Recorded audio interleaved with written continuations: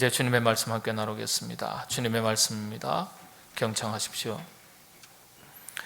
못된 열매 맺는 좋은 나무가 없고 또 좋은 열매 맺는 못된 나무가 없느니라. 나무는 각각 그 열매로 아나니 가시나무에서 무화과를 또는 진레에서 포도를 따지 못하느니라.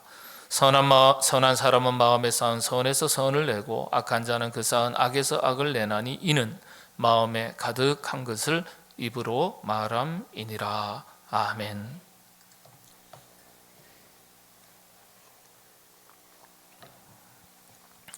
오늘 하루 아니면 일상에서 하루에 여러분들 거울을 몇 번쯤 보시나요? 한번 생각해 보시죠. 거울을 하루도 한 번도 보지 않는 분은 거의 안 계실 것 같습니다. 시시때때로 거울을 훔쳐보기도 하죠. 거울을 보실 때 어떻습니까? 여러분 자신의 얼굴을 보면서 티가 묻었으면 닦아내기도 하고요. 뭔가 흥크러져 있다면 옷이라도 온몸 매무실을 다시 추스리기도 하고 머리카락을 다듬기도 하고 그렇죠. 자, 그런데 여러분 얼굴을 보시면서 이거 좀 고쳤으면 좋겠다 이렇게 생각되시는 부분 있으십니까? 없으세요? 목사님 그냥 생긴 대로 전 살아요. 맞아요. 그렇지만은 정말 과연 그럴까요? 생긴 대로 산다 맞는 말씀입니다. 근데 상황과 환경이 안 돼서 조건이 안 돼서 그렇지 고칠 수만 있다면 고치고 싶은 부분 있으세요? 없으세요? 정직하신 거예요.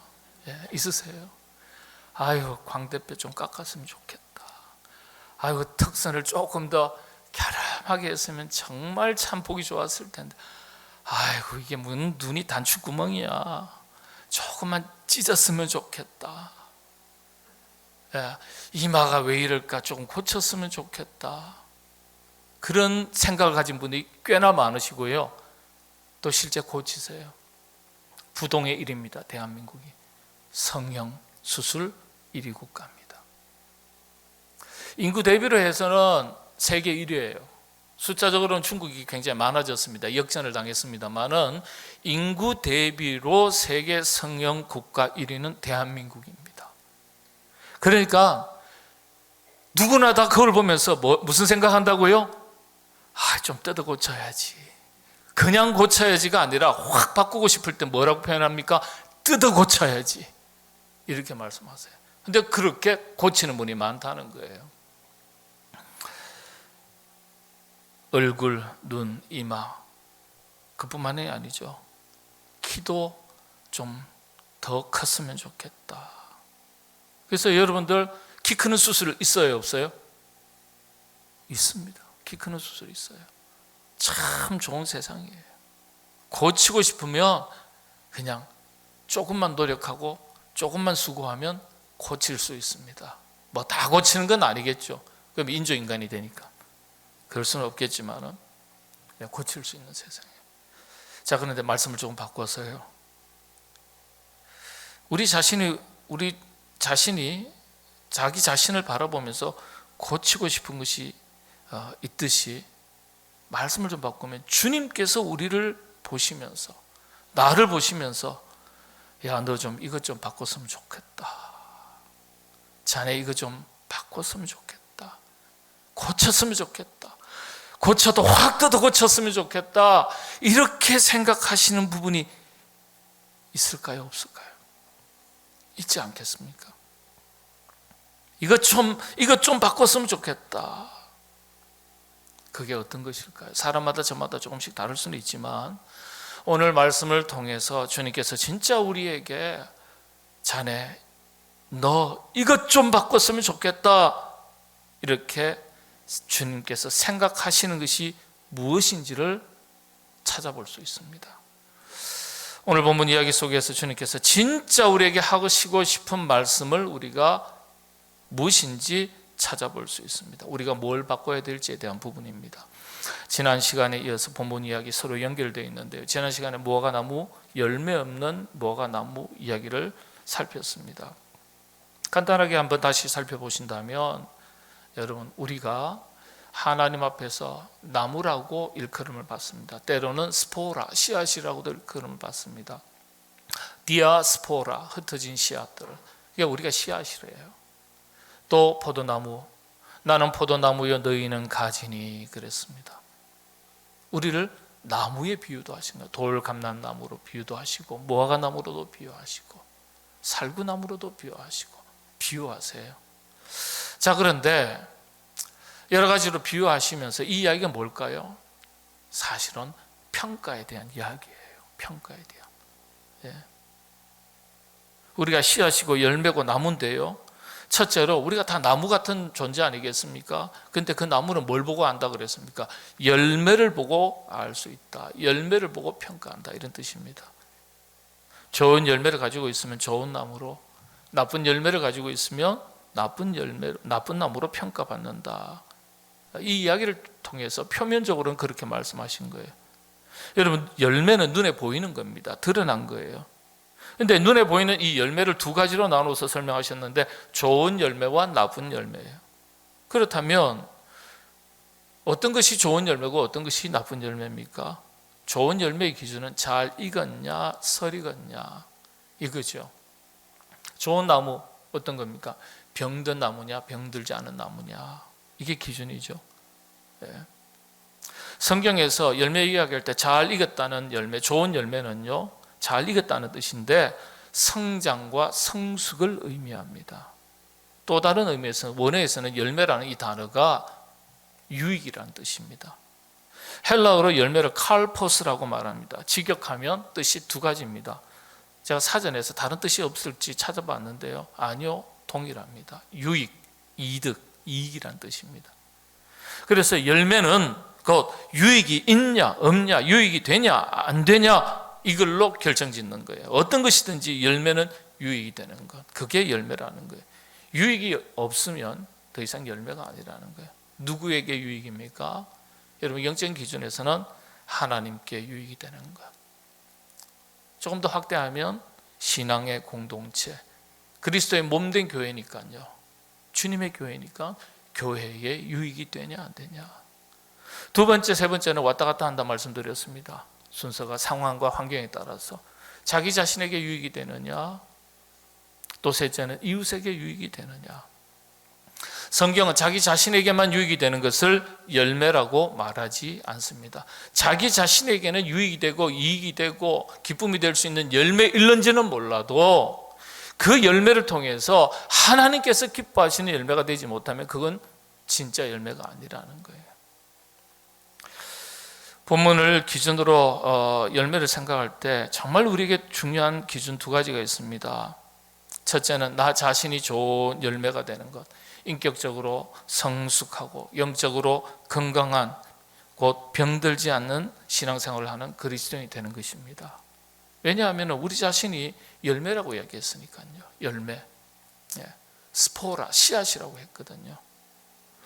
또 이 열매를 이야기할 때 두 번째 참 중요한 것은 가장 귀한 열매, 영혼 구원의 열매가 우리 자신에게 있는가 하는 것입니다.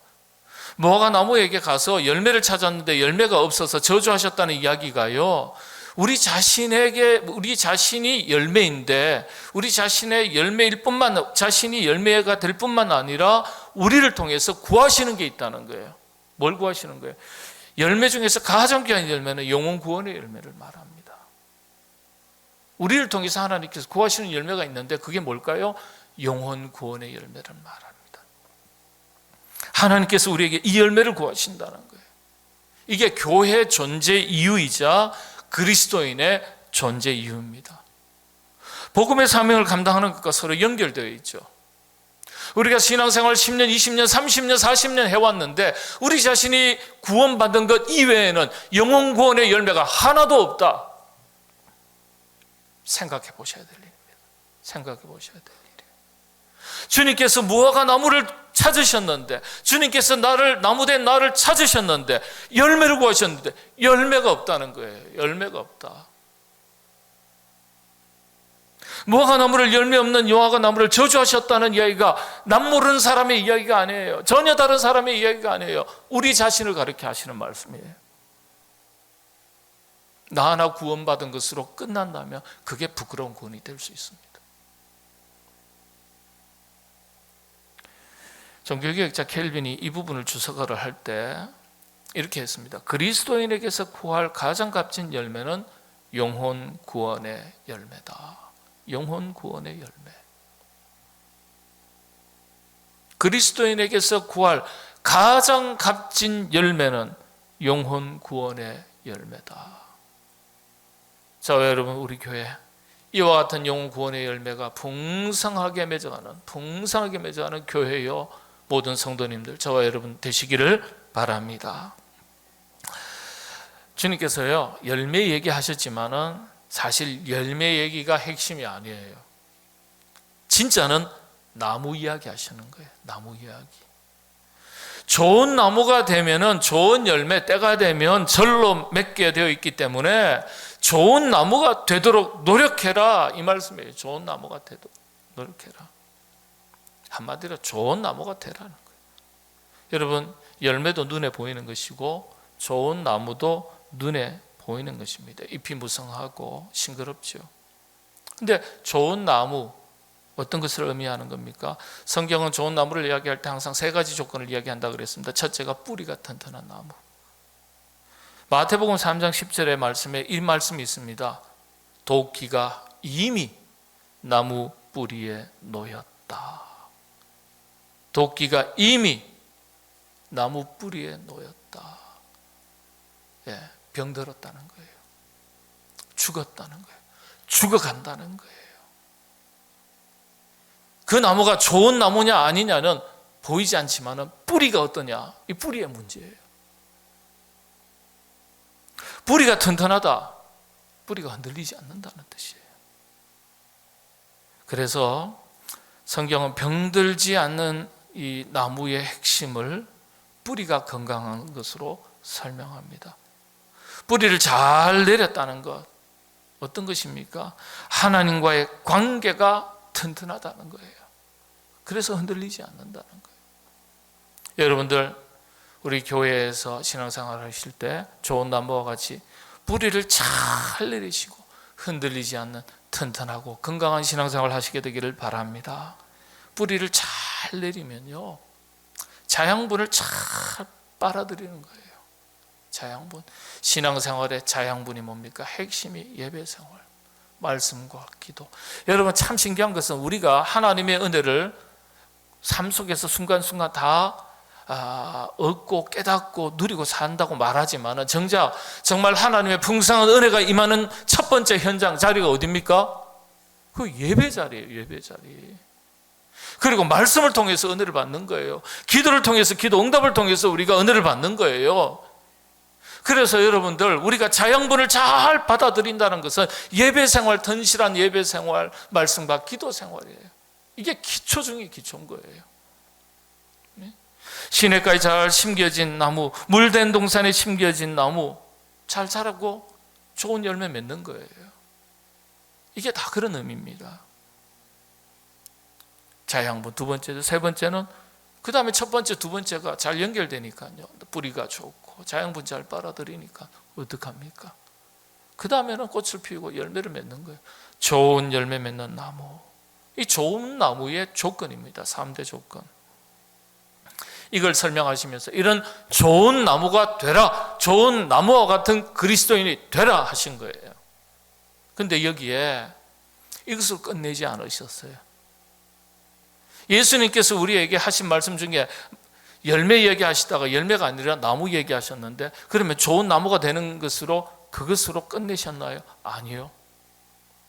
진짜 이 좋은 나무 이야기를 통해서 열매 이야기, 좋은 나무 이야기 하시다가 진짜 하시고 싶은 이야기를 마지막으로 하시는 거예요.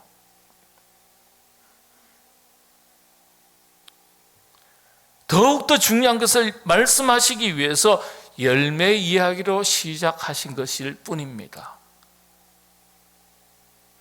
좋은 나무 이야기를 통해서, 이제 열매 이야기를 통해서 이제 눈에 보이는 것에서 눈에 보이지 않는 진짜 이야기를 하시는 거예요. 누가복음은 그래요. 여러분 성경에 기록된 순서를 보면 마가복음이 가장 먼저 기록됐고요. 우리가 이제 성경 편집사를 보면 마태, 마가, 누가, 요한 이렇게 배치를 했지만 실제적으로 마가복음이 가장 먼저 기록이 되고 마가복음을 기초로 해서 마태복음이 기록이 됩니다. 그리고 마가복음과 마태복음을 기준으로 해서 첨삭이 되어서 더 자세하게, 누가가 의사 출신이잖아요. 그러니까 의사답게 말씀을 기록합니다. 아니 의사들이요 옆에 하면 쭉 수술할 때 메스를 대고 쭉 절개를 하는데 아이고 이거 실수했네, 여기가 아닌가비요. 그 옆을 쬐어야 되는데 이러면 안 되잖아요. 정확하게 해야 되잖아요. 그래서 누가복음은 굉장히 상세하고 꼼꼼하고 정확합니다. 디테일해요. 그러니까 같은 이야기들이, 나무 이야기, 열매 이야기들이 복음서에 다 기록되어 있는데 누가복음을 보면 더 자세하게 되어 있어요. 정확하게 되어 있어요. 그래서 주님의 진짜 의도를 알 수 있습니다. 오늘 본문 말씀이 바로 이걸 보여주는 거예요. 이 이야기의 끝부분을 한번 보겠습니다. 누가복음, 원래 이 이야기는요, 누가복음 그 6장이죠. 6장 39절에서 45절까지의 말씀이 한 단락입니다. 한 단락. 누가복음. 한 묶음, 한 꾸러미의 말씀이라는 거예요. 이야기라는 거예요. 그러니까 이 이야기를 처음부터 이야기를 쫙 살펴야 돼요. 들보 이야기 나오고요. 그러다가 좋은 열매 이야기 나오고, 그 다음에 좋은 나무 얘기 나오다가 마지막에 진짜 중요한 것을 말씀하세요. 45절이 그 핵심인데 한번 같이 읽겠습니다. 본문 한번 같이 봉독하겠습니다. 시작합니다. 선한 사람은 마음에 쌓은 선에서 선을 내고 이는 마음에 가득한 것을 입으로 말함이니라. 아멘. 선한 사람은 마음에 쌓은 선에서 선을 내고 쌓은 악에서 악을 내나니 이는 마음에 가득한 것을 입으로 말함이니라. 진짜 주님께서 말씀하시고 싶은 이야기, 나무 얘기도 아니고 열매 얘기도 아니고 결국 뭘까요? 마음 얘기입니다. 마음 얘기. 좋은 나무 이야기도 열매 이야기도 결국 마음 이야기를 하시기 위해서 앞서 말씀하신 것일 뿐입니다. 다시 말씀을 드리면 우리가 어떤 마음을 품고 살아가야 하는지, 우리 내면 세계가 어떠해야 하는지 여기에 대해서 말씀하신 거예요. 선한 마음을 품고 살아야 좋은 나무일 수 있고 좋은 열매 맺는 사람이 될 수 있다. 이걸 말씀하신 거예요. 마음 관리 잘해라. 마음을 잘 다스리는 게 진짜다. 좋은 마음, 선한 마음을 가지고 사는 것이 진짜다. 그게 좋은 나무의 조건이다. 좋은 열매 이야기 이전에 좋은 나무가 더 중요하고, 좋은 나무의 진짜 핵심은 우리가 좋은 나무가 되려면 선한 마음 갖고 살아라. 선한 마음 갖고 좋은 마음 가지고 살아라. 이 말씀이에요. 자, 그런데 선한 마음이란 게 어떤 것이겠습니까? 선한 사람은 마음에 쌓은 선에서 선을 내고 그랬습니다. 선한 것. 이 선의 기준이 무엇이겠습니까? 이 선을 가질 때 우리가 선한 그리스도인이 되는데, 선을 이야기할 때는요, 대부분 우리가 윤리, 도덕적 개념으로서의 선의 개념을 먼저 떠올립니다. 뭐 착하고 정직하고 마음이 따뜻하고 온유하고 뭐 이런 이야기를 먼저 떠올려요. 아주 틀린 건 아니지만은 물론 그건 포함되어 있습니다만 성경은 이걸 넘어서요. 원문을 보면 선이라는 이 단어는 헬라어로 아가도스라고 말합니다. 아가도스의 뜻이 많지 않아요. 좋은 것, 그리고 또 하나 핵심의 단어가 은혜입니다. 은혜. 칼리스라는, 은혜라는 또 다른 단어가 있는데 이 두 단어와 의미가 같습니다. 사실은 아가도스 뭐라고요? 은혜라는 거예요. 은혜. 선에 대한 의미를 알 듯 말 듯 하지만 정확하게 이해하지 못하는 경우가 참 많습니다. 일반적으로 우리 성도님들이요. 그래서 선에 대해서 이 선이 아가도스가 은혜다, 그래도 선뜻 다가오지 않아요. 네. 이 선의 개념을 이해하기 위해서는요, 그래서 악의 개념을 이해할 필요가 있습니다. 악이라는 단어가 포네로스라 그럽니다. 헬라어로. 어원이 페네스라는 말에서 유래된 것인데 어떤 뜻일까요? 여러분들 우리가 흔히 하는 말 중에서 죄악이라는 단어 자주 사용하지 않습니까?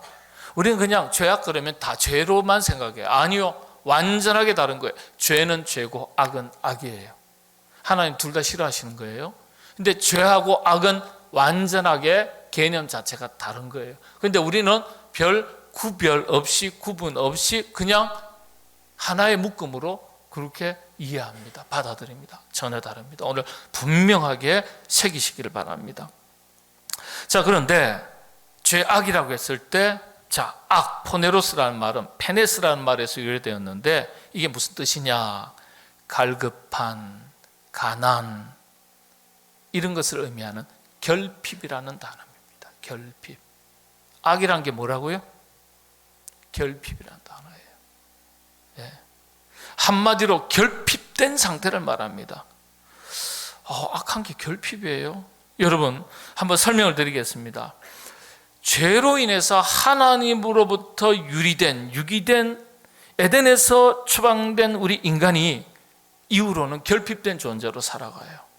그래서 결핍된 그 자체가 악의 개념 중에 하나인데, 그래서 죄와 악의 개념이 서로 다른데, 죄는 하나님의 뜻을 비켜난 것이 죄라고 한다면, 악은 죄의 결과로서 경험하게 되는 결핍을 말합니다. 결핍. 고통을 말해요. 배가 너무 고파요. 처음에 조금 고파요. 나중에는 배가 너무도 고프면요, 고통스러워요. 나중에는 계속 굶어요. 그러니까 어떻게 되죠? 죽어요. 영생의 삶을 살 수 있었던 조건이었던 에덴 동산에서 인간이 추방이 되었습니다. 그러면서 병이란 걸 얻게 됐어요. 병이란 게 고통입니다. 그렇죠? 죽음을 몰랐던 인간이 죽음을 겪게 됩니다. 성경의 말씀대로 죄의 삭은 뭐라고요? 사망이라고 그랬어요. 인간의 고통의 극치를 이야기할 때 뭐라고요? 죽음으로 설명합니다. 예, 고통을 설명할 때 죽음으로 설명합니다. 그래서 죄의 삭은 사망이다. 사망이 뭘 말하는 거예요? 죽음이다. 고통의 극치를 말하는 거예요. 고통. 그래서 죄는 하나님의 뜻에 비켜난 것이라고 말씀을 드린다면, 악은 죄의 결과로서 경험하게 되는 결핍된 상태, 고통을 말할 때 악이라고 말하는 겁니다. 죄와 악은 한 세트로 같이 묶어서 가는 거예요. 죄, 악. 둘 다 하나님은 원하지 않으시는 거예요. 이런 관점에서 이제 선의 개념이 명확해지는 거죠. 아가도스. 원어 사전적인 의미로는 은혜, 좋은 것. 우리가 아는 대로 은혜 중에 최고의 은혜는 구원의 은총입니다. 하나님께서 우리에게 값없이 주신 선물이죠. 가장 귀하고 귀한 은혜, 선물은 예수 그리스도 주님 그 자체예요. 그리고 주님을 통한 구원입니다. 이게 은혜예요. 이런 의미에서 선한 사람이 마음에 쌓은 선이라고 이야기할 때는요, 윤리 도덕적 개념에서 출발을 하기는 합니다. 의로운 것, 정직한 것, 올바른 것, 거짓이 없는 것. 그런데 여기에 더해서 영적인 개념이 포함되는 거예요. 이 영적인 개념이 포함되지 않으면 그냥 세속의 개념에서 선한 거예요.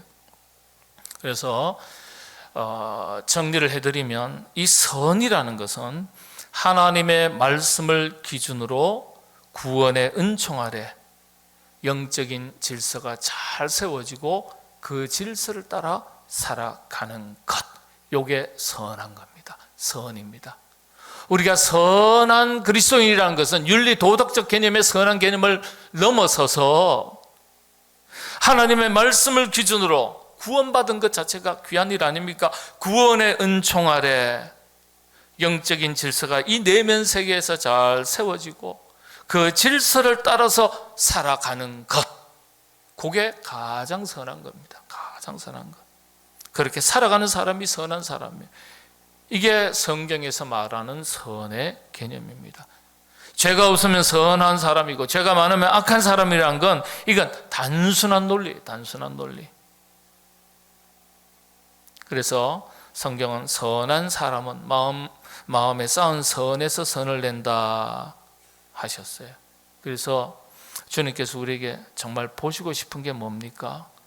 착한 것은 물론이고요, 정직한 건 물론이고요, 선한 것은 물론이고요, 마음이 따뜻한 건 물론이고요, 정말 구원의 은총 아래서 하나님의 말씀 가운데 영적인 질서가 내면세계에 잘 자리 잡고 그 질서를 따라서 살아가는 그것을 보시고 싶은 거예요.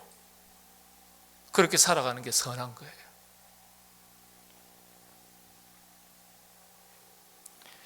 여기에서 우리가 한 가지 더 주목할 것은, 여러분, 선한 사람은 마음에 쌓은 선에서 선을 내고 그랬어요. 쌓은 악에서 악을 낸다 그랬어요. 쌓은 선에서 선을 낸다, 쌓은 악에서 악을 낸다. 이게 무슨 뜻일까요? 선한 삶도 하루 이틀 만에 되는 게 아니라는 뜻이에요. 하루 이틀 만에 우리 내면 세계 마음의 문제가 해결되는 게 아니라는 거예요. 단번에 선에서 선을 내는 게 아니라는 거예요. 쌓고 쌓고 또 쌓아서 마침내 흘러넘치게 되면 흘러나오는 거예요. 여러분, 하루 이틀 만에 여러분의 마음이 확 뒤바뀝니까? 물론 기분에 따라서 기분은 확 달라질 수 있어요. 여러분의 삶의 내용을 바꿀 수 있을 만한 그런 마음의 결단과 결심이 단번에 바뀌십니까? 쌓아가야 되셔야 돼요. 내 안에 쌓는 시간이 필요해요. 훈련이 필요해요. 땀 흘리고 수고하셔야 돼요. 그리고 인내하는 시간이 필요합니다. 세상의 일도 영적인 일도 시간과 노력이 필요합니다. 그래서 마음 다스리기, 마음 관리, 마음 훈련이 그래서 어려운 겁니다. 어려운 거예요. 내면 세계 훈련이 그래서 어려운 거예요. 쉽게 생각하시면 안 돼요. 여러분, 우리가 오늘도 내일도 왜 기도하십니까? 오늘도 예배 드리고 다음 주에도 예배를 드리는데 왜 드리십니까? 이거 다 쌓아가는 거예요. 쌓아가는 거예요. 쌓고 쌓고 또 쌓아서 자꾸 쌓여서 어느 순간 우리의 마음에 가득 채워지게 되면 그때 우리의 심령의 변화가 일어나는 거예요. 여러분들, 그런 내면 세계에 선한 것을 쌓아가는 일에 여러분들 아름다운 진보가 있으시게 되기를 바랍니다. 오늘 본문에서 우리가 한 가지 더 살펴볼 것은 성경에 이 마음이란 단어, 계속해서 마음 그랬거든요. 선한 사람은 마음에 쌓은, 결국 45절 이 말씀 하시고 싶어서 좋은 나무 얘기하시고 그 전에 먼저 앞서서 좋은 열매 얘기하신 거예요. 그 이야기 하시기 위해서 들보 얘기하신 거예요. 지 마음이 지옥인데 맨날 다른 사람 눈에 뭐 들보만 본다 이거예요. 자기 마음은 온갖 가시로 가득 차 있으면서 그게 마음의 문제를 얘기하는 거예요. 그런데 오늘 중요한 단어 중에 하나가 이 마음이라는 단어가요, 원어에서는 태도라는 의미와 동일하게 사용됩니다. 그래서 이런 말이 있습니다. 행동 하나에 생각 하나가 묻어 있고 태도 하나에 마음 하나가 묻어 있다. 행동에도 태도에도 마음이 묻어난다. 여러분, 생각이 어디 있습니까? 생각이 눈에 보입니까? 안 보입니까? 생각은 눈에 안 보여요. 그런데 그 생각이 밖으로 눈에 보이는 것으로 드러날 때 무엇으로 드러난다는 거예요? 그 생각이 행동으로 드러난다는 거예요. 여러분, 마음이 눈에 보입니까? 안 보입니까? 마음 안 보여요. 그런데 그 마음이 눈에 보이는 것으로 드러날 때 뭘로 드러난다고요? 태도로 드러난다는 거예요. 태도로. 그래서 행동이 문제가 아니고 태도가 문제가 아니고 마음이 문제라는 거예요. 마음이. 신앙생활도 목회도 인간관계도 사회생활도 다 마음이 문제라는 거예요. 생각이 행동으로 드러나고 마음이 태도로 드러나듯이 영적 깊이도 다 드러나고 감출 수 없을 것 같은 우리의 마음도 다 드러나게 된다는 거예요.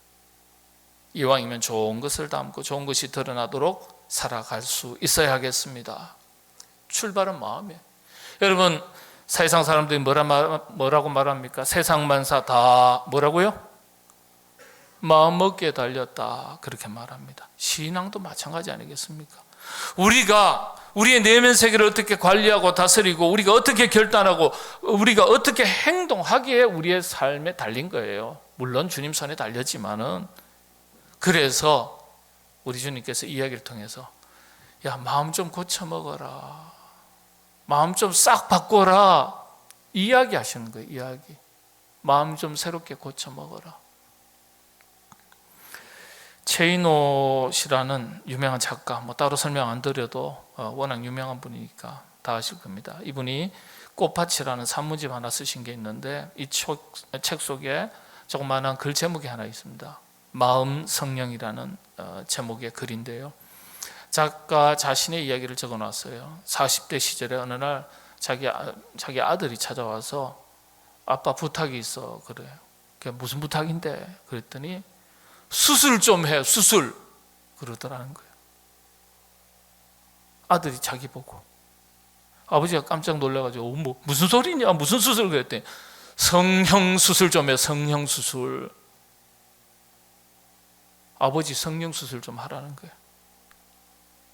그래서 깜짝 놀라서 어디를? 그랬더니 여기 딱 가르치는데요. 그게 어디라고요? 눈썹과 눈썹 사이 미간을 딱 가르치면서 요것 좀 성형 수술해 그러더라는 거예요. 정신이 그때 번쩍 들었대요. 왜냐하면 이 최인호 씨 작가 자신은요, 늘 인상을 자주 쓴다는 걸 본인이 알고 있었대요. 뭔가 못마땅하고 뭔가 불만이 있을 때마다 미간을 잔뜩 찌푸리고 살아와서 어느새 이 미간이요, 절대 잘 펴지지 않는 주름이 생겼다는 거예요. 주름이. 그러니까 아버지가 볼 때마다 주름이 생기니까 보기 싫은 거예요, 아들이. 그래서 아빠 여기 성형 수술 좀 해. 그런데 아내도 똑같은 말을 하더라는 거예요. 여보, 당신은 왜 도대체 날마다 인상을 찌푸리고 살아? 당신이 날마다 얼굴을 찌푸릴 때마다 우리 집안 분위기가 폭풍전야라는 걸 알고 있었냐고. 애들도 아빠 인상 찡그리는 걸 보고 안 좋아했다는 거예요. 아내도 안 좋아했고 온 가족들도 안 좋아했다는 거예요. 마음은 그렇지 아니요. 마음은 못 봐요. 마음이 어디로 나온다고요? 행동으로, 태도로 나오는 거예요. 그걸 이야기 듣고 충격을 받았어. 아하.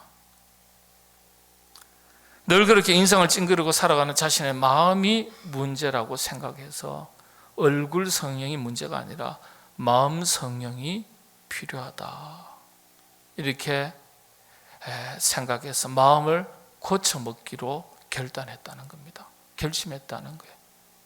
얼굴이 문제가 아니라 마음이 문제였던 겁니다. 그러면서 파스칼의 유명한 이야기를 이 책 속에 적었습니다. 파스칼의 말인데요, 마음의 평화를 가져라. 그러면 그대의 표정도 자연히 평화롭고 자애로워질 것이다. 얼굴이 문제가 아니라 마음이 문제라는 거예요. 오늘 이 이야기의 핵심은요, 마음을 새롭게 해라. 마음 좀 고쳐 먹어라. 선한 마음 품고 살아라. 선한 것 쌓고 살아가라.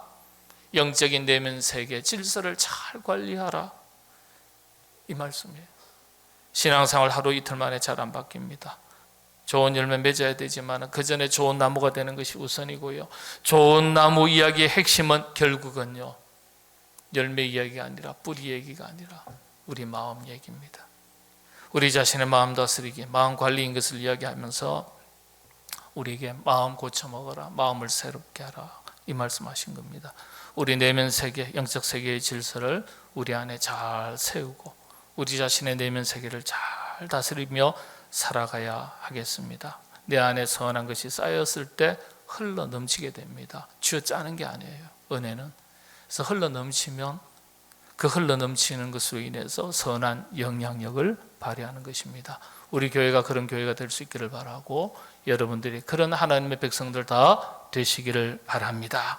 기도하겠습니다. 주님, 좋은 열매 이야기, 열매 얘기가 아니라 좋은 나무 이야기, 나무 얘기가 아니라 결국 우리의 마음 이야기 하시기 위해서 마음 새롭게 고쳐먹기를 원하시고 마음을 새롭게 하기를 원하시는 주님, 그 주님의 뜻을 담은 이야기로 저희들이 받았습니다. 주여, 마음 관리에 마음 다스리기에 내면 세계 영적 질서를 잘 세워나가는 일에 하나님 아름다운 성장이 있게 하시고 열매가 있게 하여 주옵소서. 우리 교회가 좋은 나무 같은 교회, 우리 온 성도들이 참 마음이 따뜻한 내면 세계 영적 질서가 바르게 서 있는 좋은 나무 같은 하나님의 사람들 되어서 선한 영향력을 발휘하고 살게 하여 주시옵소서. 예수님의 이름으로 기도하옵나이다. 아멘.